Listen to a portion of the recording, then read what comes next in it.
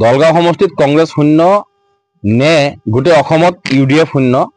বিধানসভা নিৰ্বাচনৰ ফলাফলৰ দিনাখন আবেলি 3টা নাই আমি ভাল নাপাওঁ এই তাৰা চাবি আমাৰ মাইনৰিটি মানুহৰ কপালত কুৰাল আনিছে আমি তাক কেনেকৈ পাওঁ ভাল নাপাওঁ দলগাঁও সমষ্টিত কংগ্ৰেছ শূন্য নে গোটেই অসমতেই AIUDF শূন্য বিধানসভা নিৰ্বাচনৰ ফলাফলৰ দিনাখন আবেলি 3 বজাৰ পিছত গম পাব দলগাঁৱৰ শিলবৰীত কংগ্ৰেছ দলৰ যোগদান সভাত উপস্থিত থাকি অধিবক্তা আলহাজ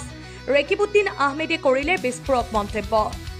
দৰঙৰ শিলবৰীৰ গাজবাৰী কপাটি গাঁৱৰ এখন যোগদান সভাত উপস্থিত থাকে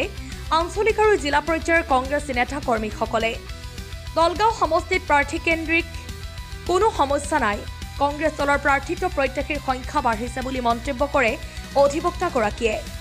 অকল দলগাঁও সমষ্টিয়ে নহয় গোটেই অসমত যুৱ প্ৰজন্মৰ প্ৰতিনিধিক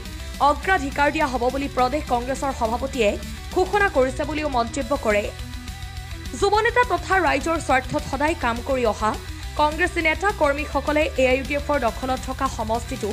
উদ্ধাৰ কৰি কংগ্ৰেছৰ দখলত আনিবলৈ কি পন্থা অৱলম্বন কৰে আগন্তুক দিনত সেয়া হ'ব লক্ষণীয় বিষয় মুঠতে দলগাঁও সমষ্টিত যুঁজ এখন হ'ব বুলি আপুনি ভাবেনে নিউজ ডেস্ক ৰিপৰ্ট বি সংবাদ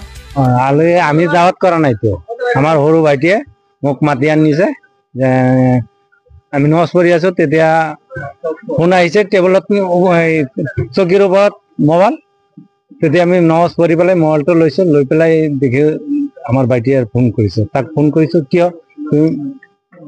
ফোন কৰিলা যেন আমাৰ ঘৰত এই মজিবৰ সাহেব MLA সাহেব আহি আছে তুমি অলপ আহা আমাৰ ঘৰত কিয় আহিব MLA সাহেব আমি কংগ্ৰেছী মানুহ কিয় আহিব কলে আমি নাজানো এনেই আহি আছে অলপ আঁতৰত আছে আহি পাইছেই মোৰ ঘৰত তুমি আহা পাছতকৈ আমি নাযাওঁ তোমালোকে কি কবা কলে আমি কি ক'ম তুমি অলপ আমাৰ ৱাৰ্ডত কোনো উন্নয়ন হোৱা নাই এইবিলাক অলপ কবা তেতিয়া গৈছো আৰু যোৱাৰ পিছত অলপ পিছত বহিছো চবে মাতি নি পেলাই আগত বহাইছে ক'ব লাগে পাছত কৈছো যে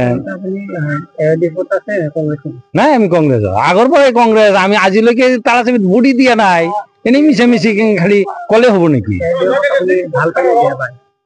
এইটো হ'ব নাই আমি ভাল নাপাওঁ এই তাৰাচাবি আমাৰ মাইনৰিটি মানুহৰ কপালত কুৰাল আনিছে আমি তাক কেনেকৈ পাওঁ ভাল নাপাওঁ দলগাঁও সমষ্টিত কংগ্ৰেছ শূন্য নে গোটেই অসমত UDF শূন্য বিধানসভা নিৰ্বাচনৰ ফলাফলৰ দিনাখন আবেলি 3টাৰ পিছত গম পাব আজি UDF দলে গোটেই দলগাঁও সমষ্টিত এজন আঞ্চলিক পঞ্চায়ত সদস্য নিৰ্বাচিত কৰিলে আৰু গোটেই কংগ্ৰেছ আহিল এটাই BJP আহিল তাৰ পিছতো কৈছে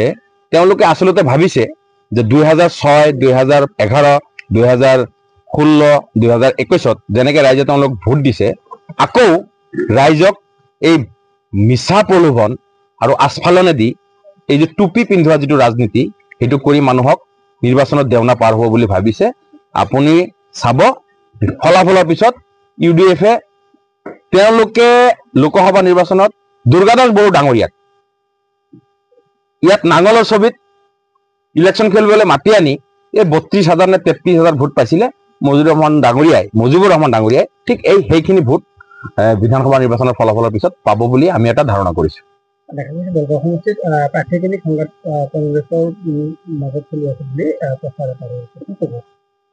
প্ৰাৰ্থিত্ব কেন্দ্ৰিক সংঘাতটো হোৱা নাই